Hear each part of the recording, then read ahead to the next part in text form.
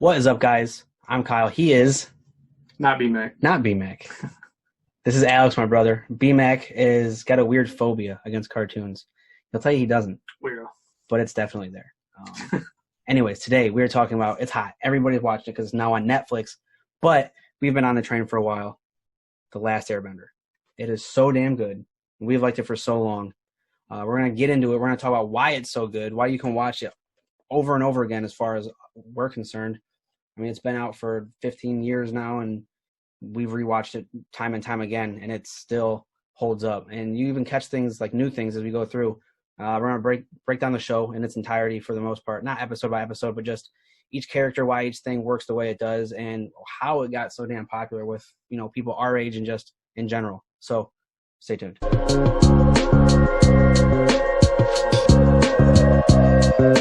Sokka's straight. It's so good. They said, they were learning how to bend the elements, but Sokka's over here bending bitches. Yeah, dude, yeah. I was talking to Drew about it earlier, and the part when he's talking to Zuko, and Zuko's talking about his girlfriend, and he's like, yeah, my first girlfriend became the Moon Spirit. He's like, man, that's tough. Yeah. What's her name? It was, I can't remember. She's important. She's not super important. She's a goddamn moon spirit. She's in it for like 2 episodes. No, yeah. I think that honestly, the finale, we'll get to our favorite parts of it. But what do you think makes it so good? Now as an adult, kind of looking at it as like what it is, which is, it's so good. Like when we did our top 5 binge-worthy shows, I think for me it was number 2, just behind Game of Thrones. Just because this does so much with like deep character stuff, but it's also so lighthearted and fun. Yeah, what do you think? It's the voice acting.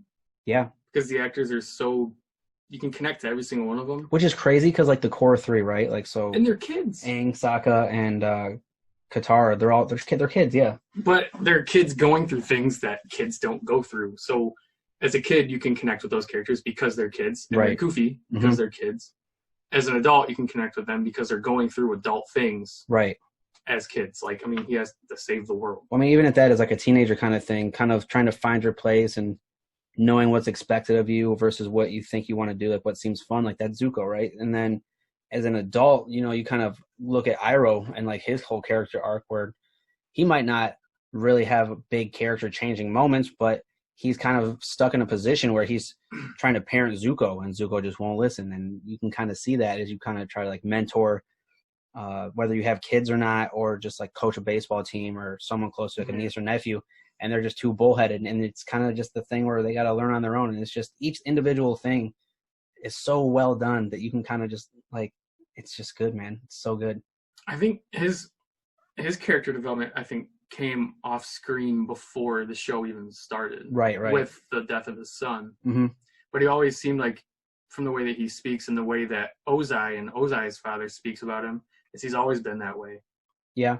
It's just he was kind of on the wrong side of the playing field the entire show. Well, also it seems like he has he's very an honorable guy.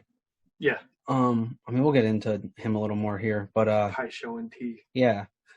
So for us, this came out when we were like 11, right? For me, I know growing up, I always watched, your animes on like Toonami. So like Dragon Ball, Inuyasha was a big one. Gundam was a big one.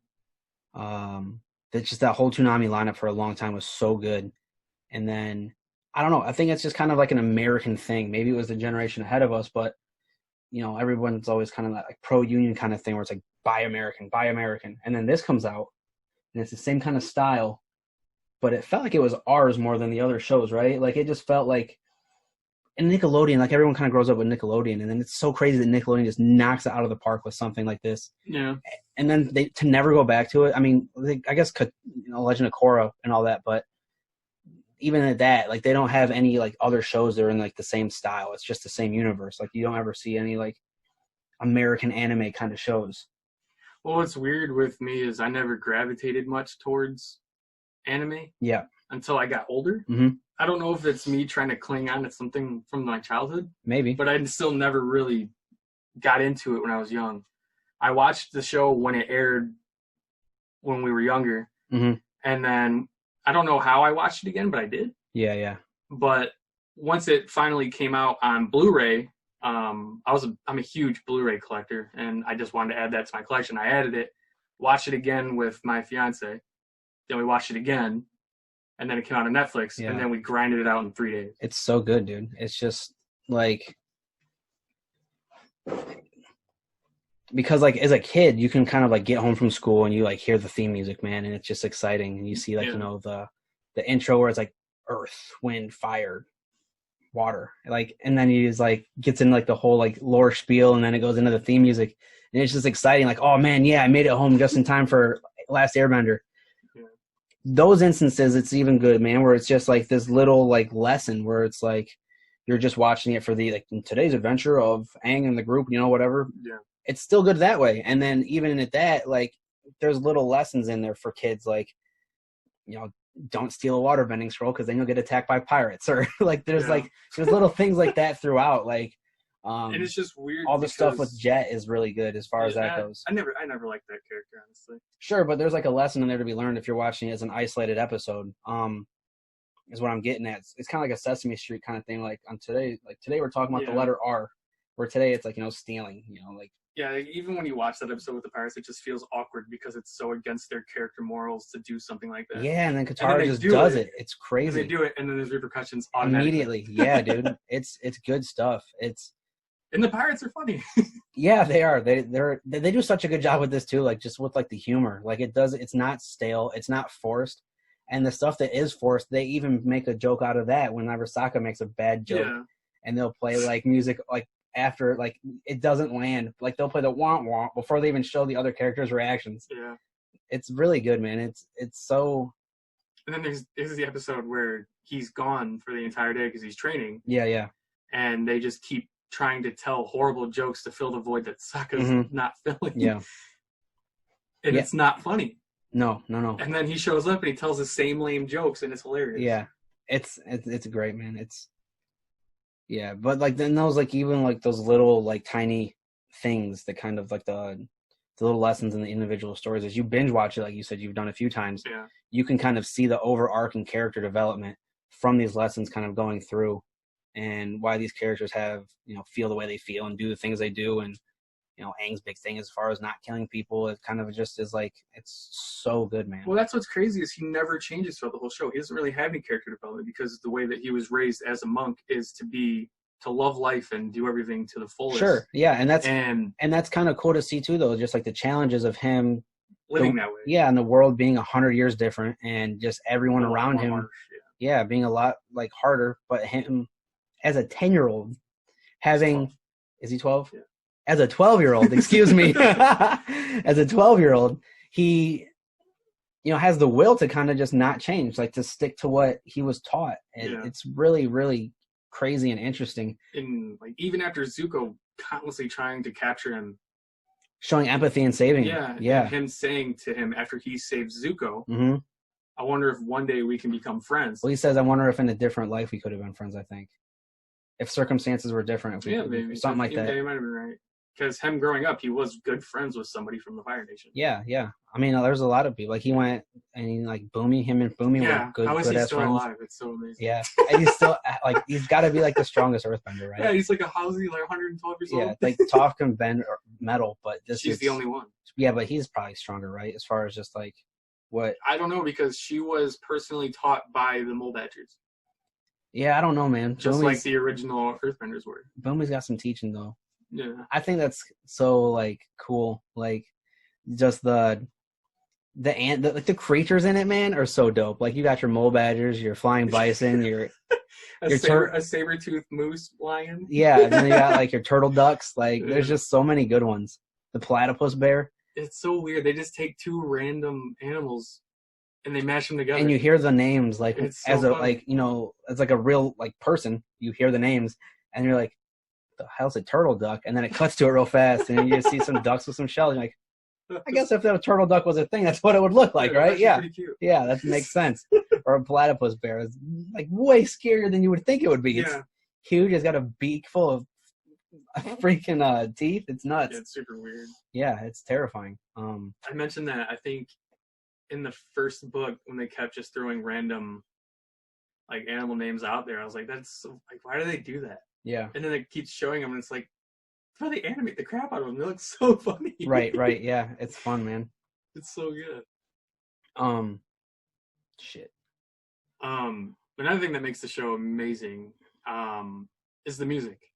Yeah, the music is crazy. It really does a good job of setting the tone for a lot of it, right? Yeah, like, I mean, me digging into film the way that I do makes me appreciate the way music is made for things like TV shows as well. Like, and for it being a cartoon, the music that accompanies it, just the background music, the music that is supposed to make you feel things, it makes you feel it. Right. It accompanies every scene perfectly. Yeah. Like, I think my best example of the music accompanying a scene would probably be two scenes. Would be the Agni Kai. Yeah. Between Zuko and Azula. And when the moon spirit dies. Yeah, dude, it hurts. And Aang goes into the Avatar state. That whole scene with the music accompanying it is easily probably my favorite episode in the whole series. Yeah, I think it's great. It's like just the whole setting is so amazing. And like the Southern Water tribe looking the way it does, and or is it the Northern? It's the Northern. Okay. Like me and Serena were just kind of decompressing after that episode, and she was like, "Oh my gosh, I cried when the moon spirit died, when the fish was just in there, dead, and the other fish were just swimming around it, didn't know what to do." Right. I was like, "Yeah, that was got me a little emotional." But when the music picked up and Aang started slamming water out of anger everywhere, I teared up. I was like, "This is such a gorgeous scene." It's that was good. What it was I think was the ocean spirit kind of channeling its energy through Aang. Yeah, it was kind of both of it, because she sacrificed herself while he was in Avatar state and went. Well, the moon spirit hadn't come back yet. Like, when the moon spirit comes back is when he kind of settles down. I think it's the ocean spirit that goes bananas. He's like channeling his energy through Aang, like Aang's Avatar state. Well, also that's why it takes the shape of the fish. When the moon blacks out and turns red. Yeah. Aang's not in Avatar state when that happens. It gets color back when she sacrifices herself to become the new moon spirit. Okay. Yeah, so after she does that, that's when he's like, okay, I'm going apeshit. Straight fish form. Yeah. That's another thing that's really cool about Aang, about how we were just kind of talking about him being a pacifist, is he doesn't hurt people. Yeah. Unless he's in the Avatar state. Yeah, because I mean, at that point, it's not him, right? And that's it's all his past avatars doing what they would do. You see, with the finale, he specifically drops the Avatar state to finish the fight. Yeah. So that it's not in anyone else's hands; it's his own decision. So, like, even if it doesn't work out, like, he does the thing, and it just sits there looking silly, where he tries to cleanse Ozai, and he's just. It would have been. It's so good for a kid, like a character like that, to kind of be ready to kind of bear the burden of, if this doesn't work and the world does like not make it, this is my fault. It's crazy good. And he even when he's like unlocking his chakras, his chakra flows. Yeah. Those are some good episodes too, man. When he's talking about like the things that he feels bad for, is when he went into the Avatar state against that general in the Earth Kingdom. Yeah. And he demolished him.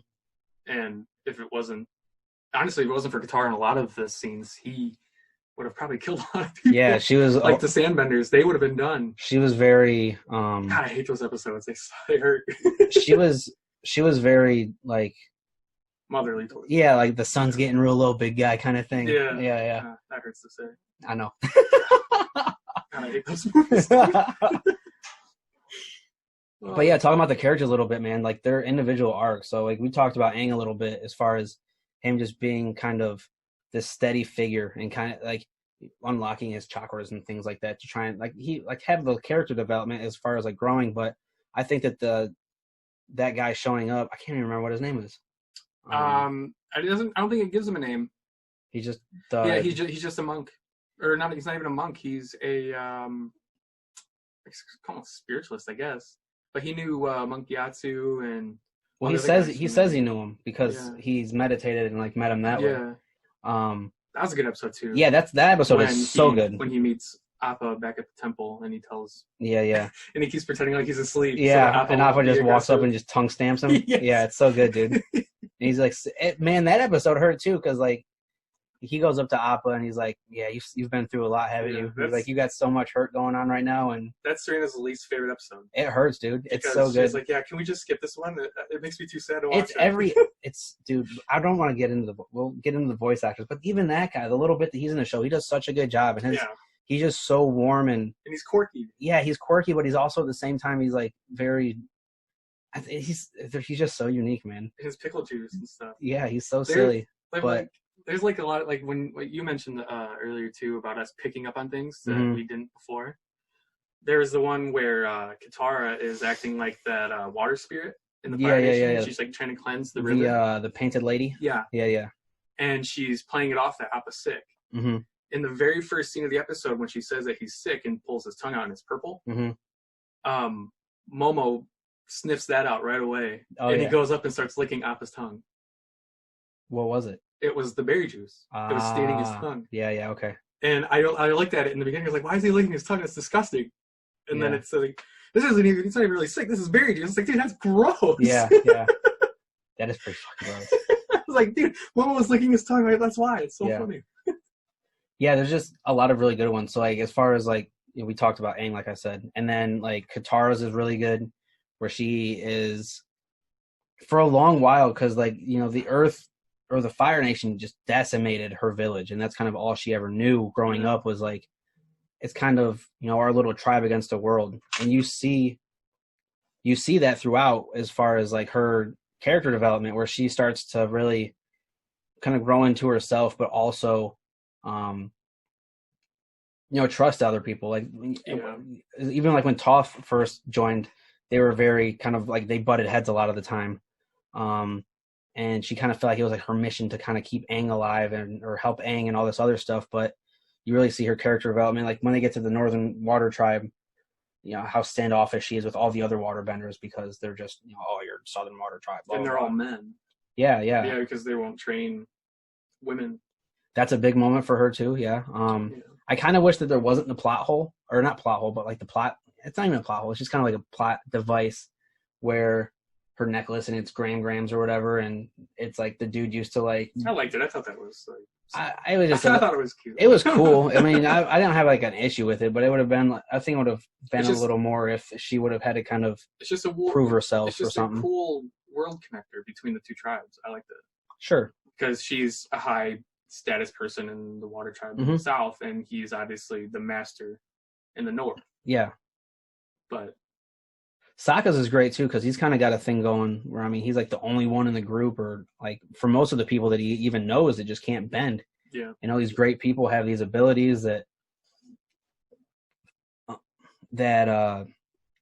he just can't do. He's got his boomerang, and that's kind of the thing. Like, all right, come on, boomerang, let's go do this. Yeah. He's always feeling all somber and bad for himself, man. But a lot of it, and you talked about that episode when he wasn't around. Yeah.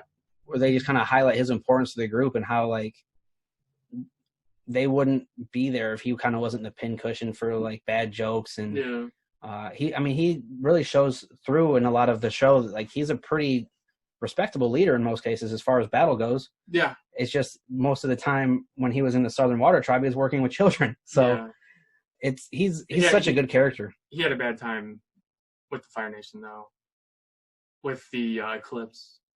I mean, sure. Just because Azula sucks.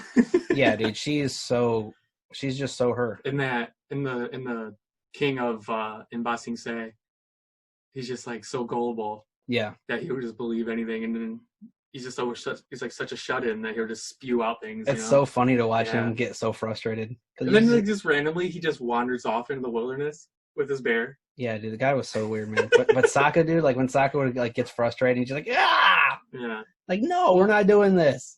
Another really cool thing that I noticed this time around that I never noticed as well is how when Iroh and Zuko go to meet the White Lotus, how they're such a secret organization, and then they finally all come together at the end. Yeah. Sokka becomes a member of the White Lotus. Okay, I guess I never realized that. When he goes to get his sword created, and he trains with the master. Right. on his way out, the butler came and he gave him a Pai Sho piece. Oh man, I never noticed that. And he was like, "Oh, this is weird. It's a Pai Sho piece," and he just pocketed it. And I was like, "Dude, that's awesome." Yeah, that's because really it has so much more importance than you really know. Right. Because you get the whole like Easter egg or breadcrumb trail as far as Iroh throughout the entire series. Yeah, because he's always talking about the importance of Pai Sho, the importance of all this stuff, and it's like, here you go, Sokka. Why don't you just have a little piece of that too? And it's like, that's freaking sweet because none of the other characters in their group know what that is. Well, they learn about it. They learn about it at the end. Sure, which isn't far from there. When they go to take Basing Se back. Yeah, it's good stuff, man. I guess that kind of segues us into our Fire Nation characters, man. I guess we can start with Iroh because as good a character as he is, and he is one of the better characters in most shows. He doesn't really have a huge character arc where he is kind of just the angel on Zuko's shoulder. Yeah, he's more or less just a guide. Yeah. To Zuko's own destiny and not his dad's. Yeah, and that just kind of being that figure, and then he's funny, man. That's like I said, the humor in this is good, and it's not forced. It's just quirky and silly, and most of his humor comes the same way that Aang's does. It's mostly out of innocence. Yeah, and even at that, it just kind of adds character to the character. Like it's just little character moments where it's like someone will be arguing, he'll pop up like, "Would anybody like some tea?" or something like that. Yeah. And when this dude like low key is like one of the best firebenders in the world. Yeah. So he invented the dragon breath. Yeah, and that's super rad. And the reversal for lightning. Yeah. And that's what's so great is like the way that all the firebenders do in the show is they just look down on all the other elements like they're nothing. Exactly. And he learned how to reverse lightning by studying waterbenders. Yeah. Just because of the way they flow their body. It's amazing. He also has a really good, like, kind of pervy old man point in the show. Like when they got the girl who was the hunter, who could smell. She had the weird mole creature that could smell really well. When she got paralyzed, he wasn't paralyzed, but he fell on top of her like he was. Oh, what? Zuko called him. I was like, "Uncle, what are you doing?" He goes, "Oh, I'm making sure she's all right." Iroh, man, I see you out here. Okay. Me and Serena noticed that too. We were like, "Oh my god, that's amazing!" Man, that's sneaky fox. Yeah, it was super funny. He said that thing ain't the only one sniffing out the scents. Oh, that's gross. Good for him though. Yeah. She's a cool character too. Yeah, they're I wish she had more screen time. The writers and directors did a fantastic job of the characters that weren't like prominent figures, even just kind of showing up and having that character. Like something about them stood out so that they felt unique to each individual encounter. Whether it's if it's the hippie people, like the seaweed benders or whatever they were. Yeah. They were the swamp benders or whatever. Yeah, they were great. The episode where they have to go through the canyon and the people like all sneak food out there. Yeah, it's such a random, like just throw in episode, but it's still really good because of the characters in it. Yeah, it's real good. There's just each individual little thing. Like they just do such a good job of bringing life to these characters where you can just remember them. Or like the cabbage guy. Like there's just so many different guys you can hang your head. Like you said, the pirates. I mean, there's a ton. Where the Kyoshi Warriors are from, the guy who's always screaming and foaming at the mouth. Yeah, dude, how ridiculous. And it's only ever that guy. Yeah, it's he does so it like good. 3 times throughout the whole He series. Like cuts through like everybody just to get to the front of the line. Just and then he just passes out. It's so good. So let's get into probably one of my favorite characters in any show ever. Played by Dante Bosco, a.k.a. Rufio, a.k.a. Prince Zuko, man. He is, no pun intended, he is fire, man. He's so good. Yeah, he's good. He's like, I'm not trying to sound like I know everything about every show, but I've watched a lot of very good and long series like Breaking Bad, Game of Thrones, just the list goes on. Any long-running series, Sopranos, any of that stuff, I've seen front to back.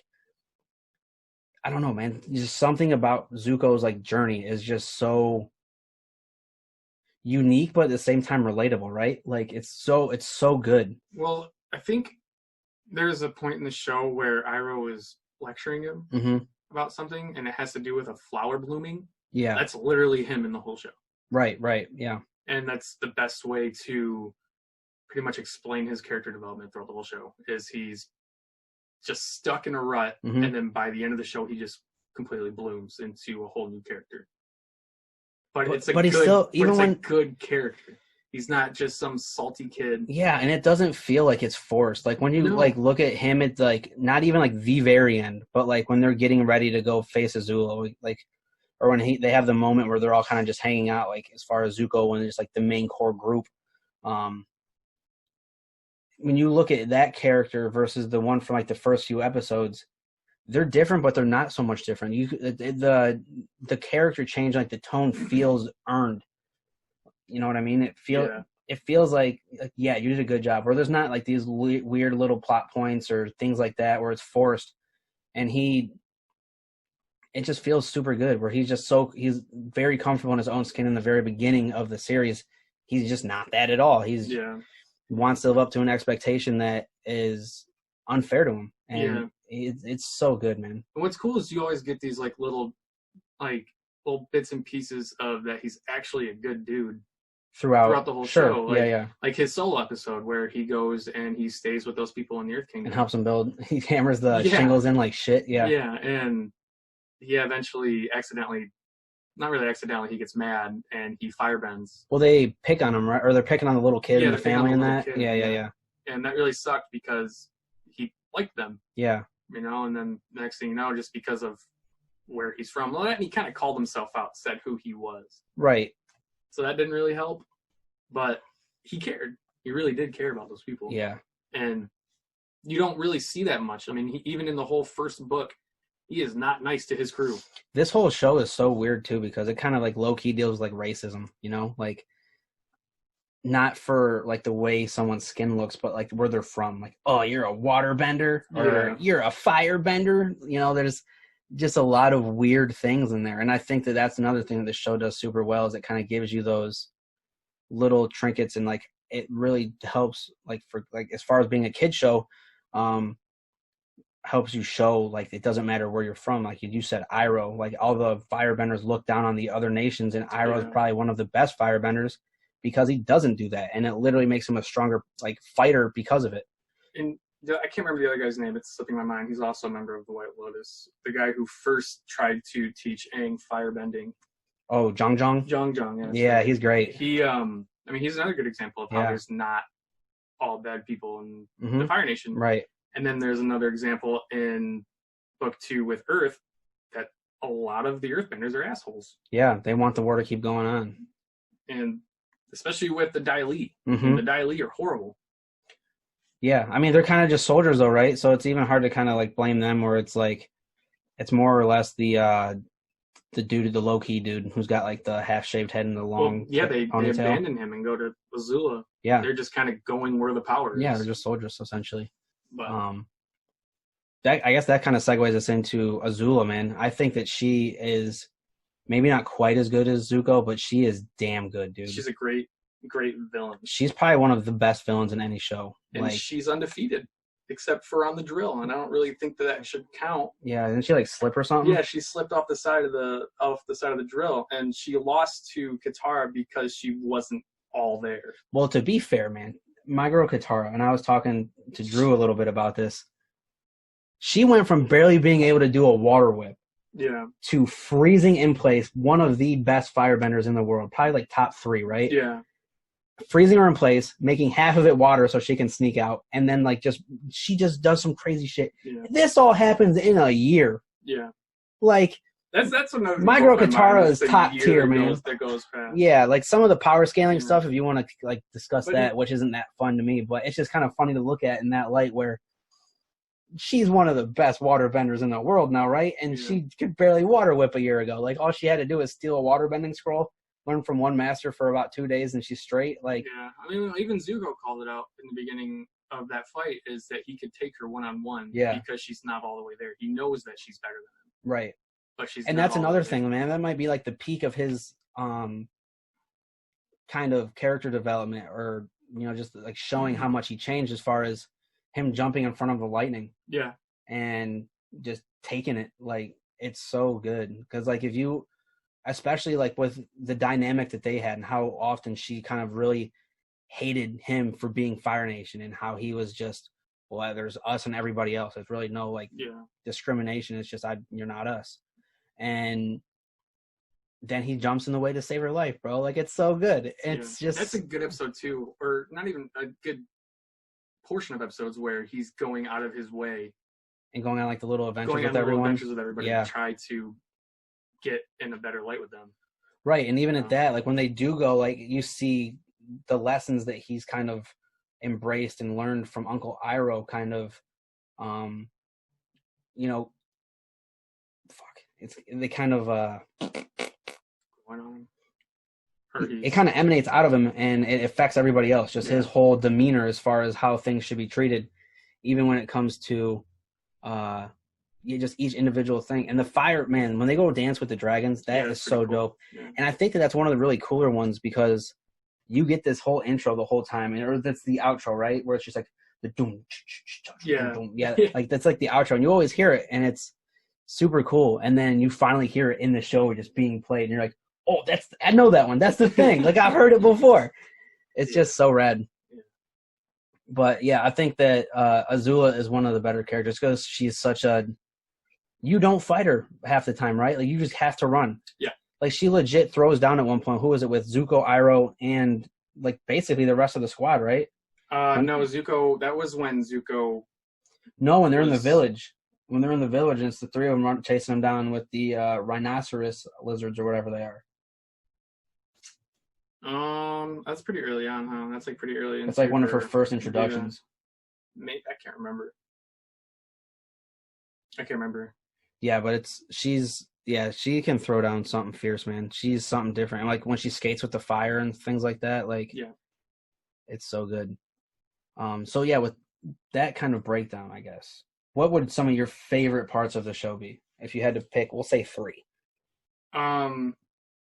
I already mentioned it, the scene with the when Aang goes into the Avatar state with the power of the moon and the sea. Yeah, I think that's pretty great. That's like just visually, it looks so good. I'd have to, when Aang is sleep deprived and Appa and Momo fight. Yeah, that's good too. It's amazing. Yeah, because Appa has 6 swords and all 6 of his hearts. Yeah, and they're just talking mad trash to each other the entire time. It's so funny. I gotta think about another one that really, really stands out. I mean, scene-wise, Tales of Ba Sing Se, at the end of Iroh's little... Yeah, dude, that hurts. God, it breaks my heart, but heavy. It's so beautiful. It's so good. Just that whole little snippet. Like, each individual one is very good in its own right, but that one just stands out. And then finding out more about the song and the picture of his son means more to me now than the episode actually did. Sure. Like, finding out that was Mako, the guy who voice acted Iroh up until that point. Yeah. That was his last bit of voice recording because he had cancer. He was going to die soon. And the picture of his son is actually a picture of Mako when he's younger. Yeah, and the episode closes with, for Mako. In remembrance for Mako. Yeah, it's beautiful. And the guy, I was scrolling through Twitter, and I seen the guy who took over after Mako passed away. When he goes to conventions and things, people ask him to do impersonations and all that stuff, and they'll ask him to sing the song, and he won't sing it. Yeah. Because he says that's Mako's song. Yeah. He said, I'll do anything you guys want, I just won't sing that out of his respect. I would say that episode is very good. That is probably close for me. The final battle at the Northern Water Tribe is so dope. Yeah, it's great. And even the villain then, Zhao is great. He's a good villain. He's not Azula, but he's still good. Yeah, and finding out who his voice actor is incredible. Yeah. I didn't know that. I was just scrolling through recently, and I was like, huh, Lucius Malfoy is General Zhao. Yeah.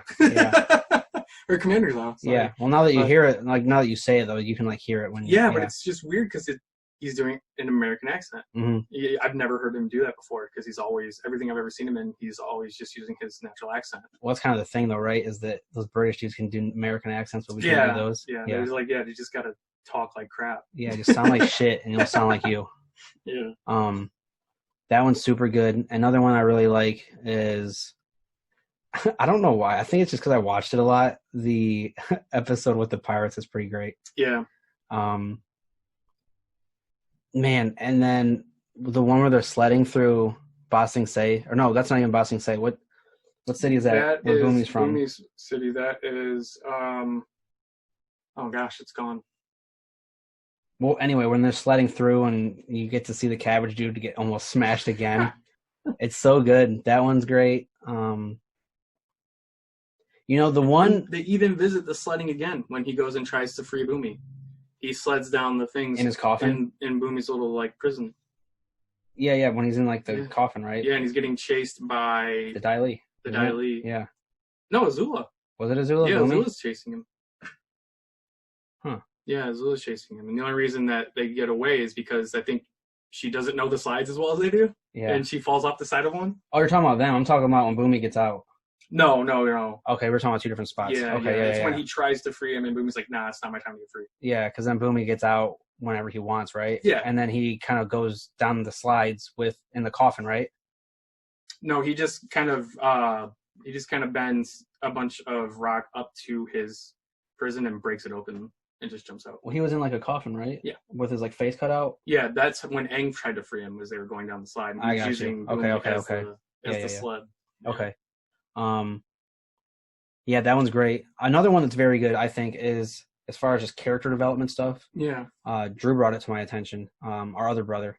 It's the episode when they kind of do like the little beach party kind of thing. It's kind of like a funny thing because it's kind of like a meme that every anime has. It's like beach episode, let's see. There's two of them. Well, this one is different because they go to like a party and it's just so heavy character development wise, where these like really like stoic characters have to be that for this and these reasons, and they kind of just dump how they feel about everyone and each other out in front of each other.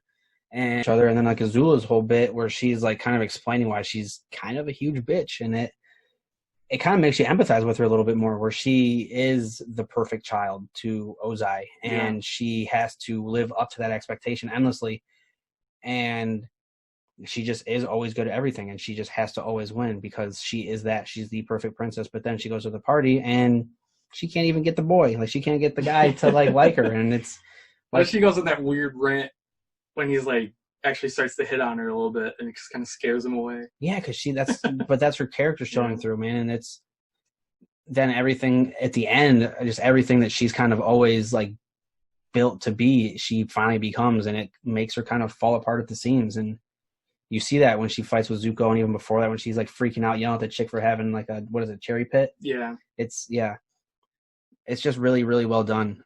She's just so mean. Like how she's always taking shots at Zuko about their mother. Yeah. And about how when she left, she even apologized to Azula for not being a good enough parent to her because she took after Zuko so well. Right. And that's pretty much where Zuko gets how he is. Like, it's because of his mother. Right. His mother was not a bad person. And the reason I found out that she got banished is, I can't remember if Azula tells Zuko this, but the only way for Ozai to become the Fire Lord was for him to kill Zuko. Yeah. Because he was going to take Iroh's place. So he said be basically killing his own son, so you have to do the same? Yes. Yeah. And what happened is his mother sacrificed herself and became banished so that Zuko wouldn't have to die. Yeah. And that sucks. Yeah, it's just crazy, man. Yeah, it sucks. And I just love the final scene where he goes and sees his dad in jail. He's like, He says, where's my mother? Yeah. You don't get to find out in the show where she is, but they made, I don't know if it's actual canon or not, but they made comic books. Those are canon. Oh, is it? Mm-hmm. They made comic books afterwards of him going and finding her. And she found like a weird face changer. Yeah. And changed her appearance and all this stuff. And she found a guy that she was actually going to marry before she was assigned to marry Ozai. That's crazy shit. Yeah, and she was actually married to that guy and had, I think, a kid with that guy. And her memory got all crazy. She didn't even know who Zuko was. And that'd be great. That kind of gets us into our next little bit as far as something I would have liked to see personally is after all of this. I know that it feels finished. Like, they beat the big bad. Everything's right in the world. Let's go. But there's still stuff to kind of wrap up like that.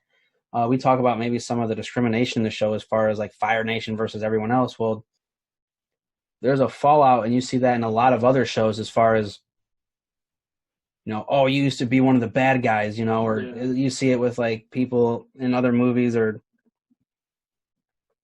mostly movies nowadays because it's so distantly in the past. It's 80 years ago as far as World War II, but you see these same similar things, or here's different stories of like Nazis and things like that, where some of them, like we've said, some are good and some of them are bad, but just maybe there's other pockets of them that are still bad guys and trying to rally up the cause and keep fighting, or maybe there's just Aang trying to bring peace to the world, because it's unlikely, like after so much war and so much hate, and you see all the weird politics in Ba Sing Se, it's unlikely that it just goes back to perfect. Yeah. And it would have been cool to see a kid like Aang as like a teenager kind of have to try and not be able to physically overcome something like that, but he would have to kind of be the conflict mediator kind of thing. Yeah. He would have to try and be the middle, like the bridge between these two different societies, as well as Zuko trying to bring respect and all that back to the Fire Nation, because they would have had such a damning image after all of this.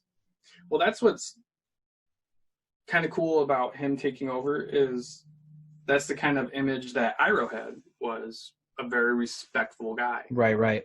And now that he's pretty much taken more after Iroh than anybody else, like even more so, I think, than his mother. Right. It's the Fire Lord they should have had in the first place. I think that he would actually do a decent job at doing that. Yeah. Because imagine, like, none of this would have happened if Iroh would have became Fire Lord instead of Ozai. Sure. Mm-hmm. Because he wasn't that warmongering. Well, that's person. Because Sozin's the one that started the whole thing anyways. Yes. So maybe it would have ended up the same kind of way. And, Iroh has such a sense of duty and family that maybe he kind of carries out the war anyways. He didn't do anything to stop it initially, and the only reason he stopped fighting in Ba Sing Se is because his son passed. Yeah. It's just. But he still would have became Fire Lord even if Ozai wouldn't have done what he did to become Fire Lord. Right. Even though his son passed. That's what I'm getting at, is that if he would have been the Fire Lord, it might have changed. Yeah. Or it might not have changed. I don't know. If you guys are on YouTube, let us know in the comments what you think as far as maybe that or anything, your favorite characters,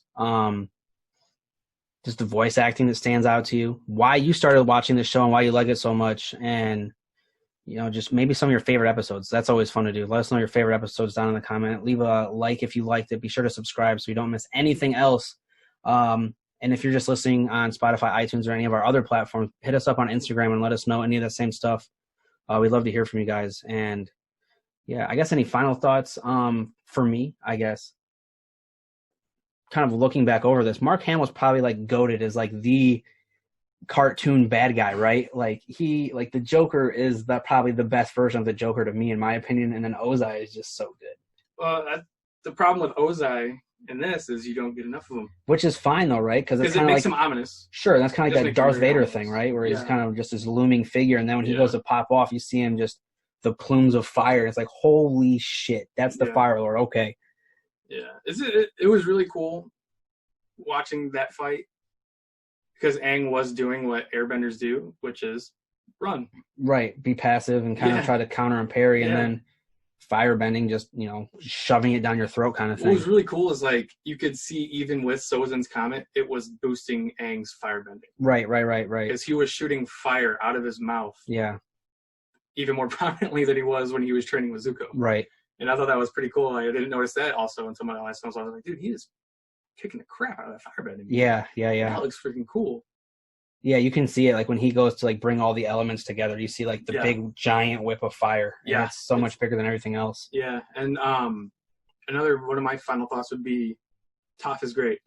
Yeah, Toph. We didn't really talk much about her, but even her little story arc is really good as far as just the blind bandit, but also trying to just kind of find her own identity, right? And that was what she was trying to do as far as like the blind bandit, and then she leaves with them to do the same kind of things.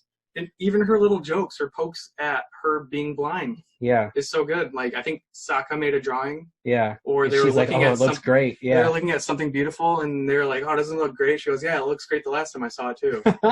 It's good stuff, man. Yeah, it's so funny. It's so good.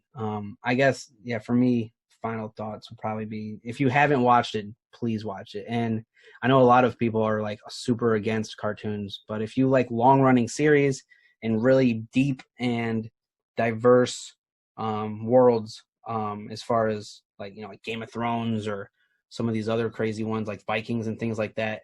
This is a little more fantastic, but it is so good. It's the same kind of feel where it's different nations split up and each one has prominent figures, but it's so much more lighthearted just because it's a cartoon. But the overarching like history and story of it is very, very, very good. And just, the Avatar is like a thing. So, I mean, that's another cool aspect of it. And you get to learn a bit about the history as far as that too. It's just super good, man. Definitely check it out. It's at the top of the list for me. It's like I said, it's number 2 behind Game of Thrones, and Game of Thrones is just something different to me. So after my last watch, I would say it's more bingeable than Game of Thrones.